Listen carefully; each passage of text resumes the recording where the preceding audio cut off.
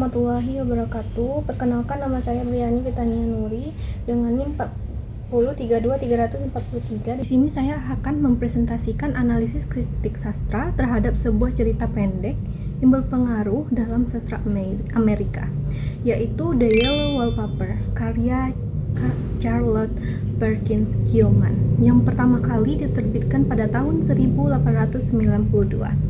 Cerita ini mengisahkan seorang perempuan yang tidak disebutkan namanya yang mengalami depresi setelah melahirkan. Suaminya John, seorang dokter, mengurungnya di sebuah kamar bekas kamar anak-anak di lantai atas sebagai bagian dari apa yang disebut dengan rest cure, yaitu terapi istirahat total yang populer pada masa itu.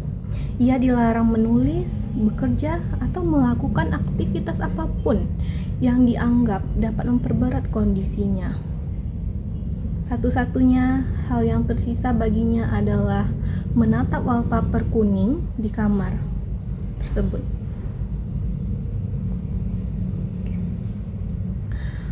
Hari demi hari, seiring cerita berjalan, sang narator menjadi semakin terobsesi dengan wallpaper itu, hingga akhirnya ia mulai melihat sosok seorang perempuan yang terjebak di balik pola wallpaper tersebut. Pertanyaan besar yang muncul dari cerita ini tuh adalah apa sebenarnya makna dari wallpaper tersebut dan mengapa sang narator justru semakin gila alih-alih sembuh. Kalau dari pandangan ya tentu aja gila. Orang bukannya dihibur tapi malah dikurung. Dan untuk menjawab pertanyaan ini, saya akan menggunakan pendekatan psikoanalisis, khususnya dengan konsep represi dan return of the repressed dari Sigmund Freud. Fokus penelitian saya adalah menunjukkan bahwa wallpaper dalam cerita ini bukan sekedar dekorasi, melainkan simbol diri bawah sadar narator yang direpresi oleh otoritas patriarkal suaminya dan yang akhirnya meletus ke permukaan. Baik, selanjutnya sebelum masuk ke analisis itu saya ingin menjelaskan beberapa konsep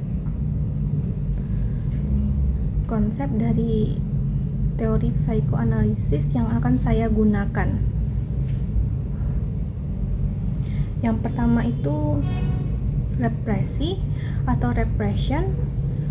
Menurut Freud, pikiran, hasrat, atau bagian dari diri seorang yang dianggap tidak dapat diterima oleh lingkungan sosialnya akan ditekan jauh ke dalam ketidaksadaran.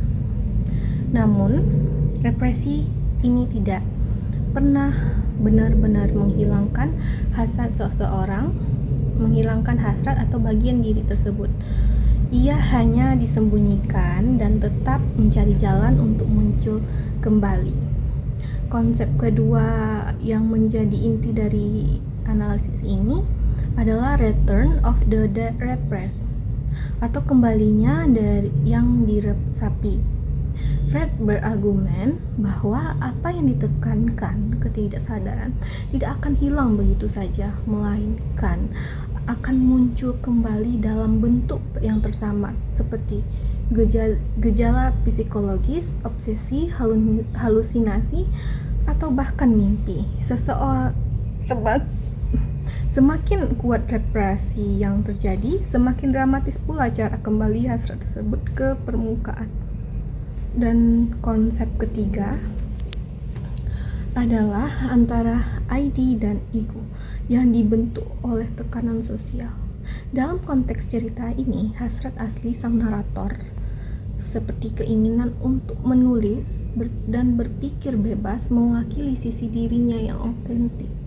Namun, otoritas suaminya John yang memaksa aturan rasional dan medis berperan sebagai kekuatan luar yang menekan sisi tersebut, memaksanya masuk ke dalam ketidaksadaran. Lalu, apa relevansi teori ini dengan karya sastra? Dalam pendekatan psikoanalitik, simbol-simbol dalam sebuah cerita seperti benda ruangan atau pola visual dapat dibaca sebagai proyeksi dari kondisi psikologis tokohnya. Dengan itu mari melihat apa yang sebenarnya terjadi dalam teks The Yellow Wallpaper.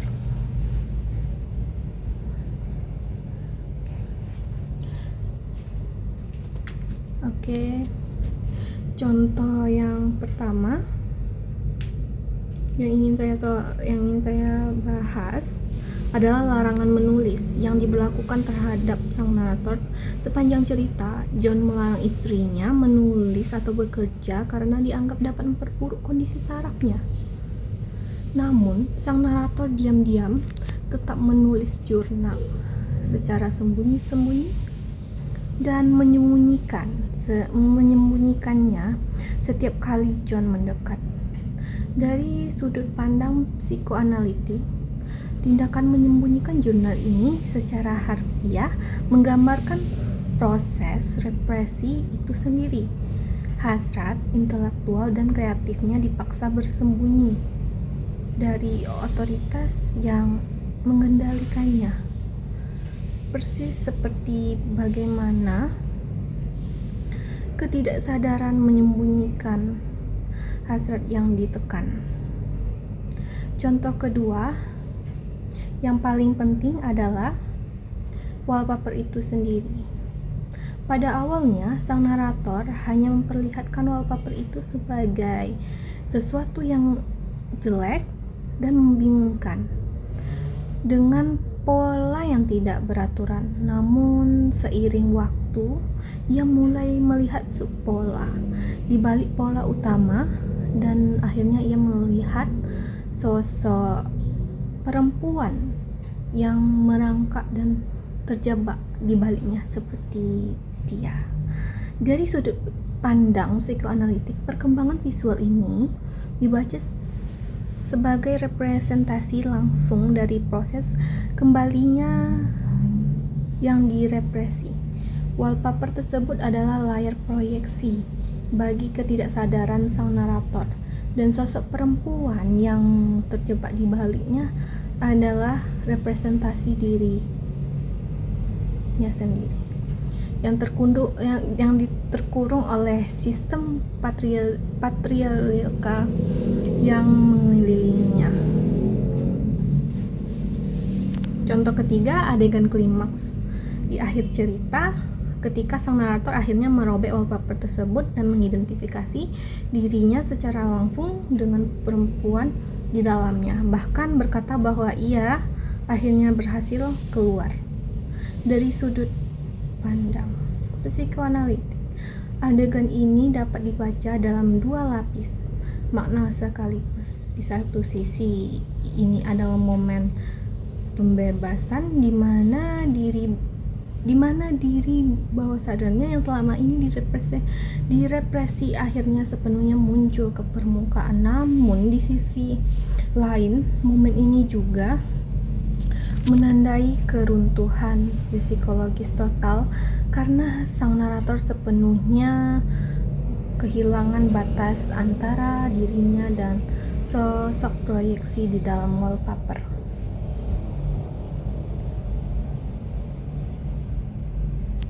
Sebagai penutup analisis, perhatikan juga reaksi John di akhir cerita yang justru pingsan ketika melihat kondisi istrinya.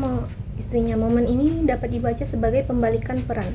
Otoritas narasional yang selama ini mengendalikan narasi akhirnya runtuh ketika dihadapkan langsung dengan kenyataan psikologis yang selama ini ia tolak. Sebagai kesimpulannya, melalui pendekatan psikoanalisis, kita dapat melihat bahwa wallpaper dalam cerita ini bukanlah sekedar elemen dekoratif, melainkan representasi visual dari ketidaksadaran sang narator yang perlahan-lahan meletus ke permukaan seiring dengan meningkatnya tekanan represi yang dilakukan terhadapnya. Dengan pendekatan psikoanalisis, kita melihat bahwa The Yellow Wallpaper bukan sekedar kisah tentang kegilaan, melainkan cermin bagaimana represi terhadap diri manusia dapat berujung pada keruntuhan yang tragis, dan itu salah satu alasan mengapa cerita ini tetap relevan hingga hari ini. Terima kasih, cukup sekian yang ingin saya sampaikan. Jika ada kurang mohon dimaafkan. Wassalamualaikum warahmatullahi wabarakatuh.